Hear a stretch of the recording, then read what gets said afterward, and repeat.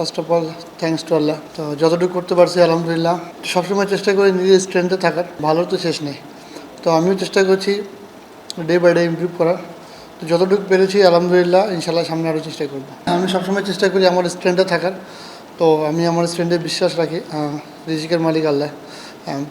আমি চেষ্টা করব ভালো খেলা খারাপ খেলা এটা আল্লাহ পাকের হাতে, আমি আমার সর্বোচ্চ দিয়ে চেষ্টা করব।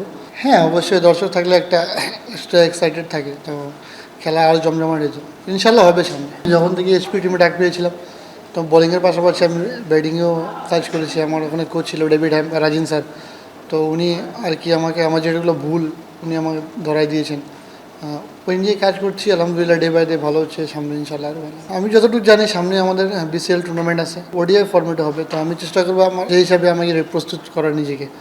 ফিটনেস বলেন, ব্যাটিং স্কিল বলেন, বোলিং সব মিলা আবার প্রসেসের মধ্যে থাকবো ইনশাল্লাহ। আমি আজ থেকে 2 বছর আগে আমি যখন আমি ফার্স্ট ডিভিশন থেকে ন্যাশনাল লিগে সুযোগ পেয়েছিলাম খেলার পর, তারপরে আমি 1 বছর আমি ট্রেনার রেখেছিলাম, বাপ্পিদা একটা নাম আছে, উনি ওনার মাধ্যমে আমি ট্রেনিং করেছিলাম। তারপরে যখন এসপিতে গেছি তখন আর কি তুষার স্যার আছে, তো তুষার স্যার প্ল্যান দিয়েছেন ওভাবেই চলতেছে আর কি। লাস্ট যখন আমি বিপিএলে ছিলাম, ইফতি ভাই ছিল, তো উনিও আমাকে প্ল্যান দিয়েছেন, তো আর কি ওনারা দুজন কমিউনিকেট করে আমাকে প্ল্যান দিয়েছেন, আমি ওভাবে প্রসেসে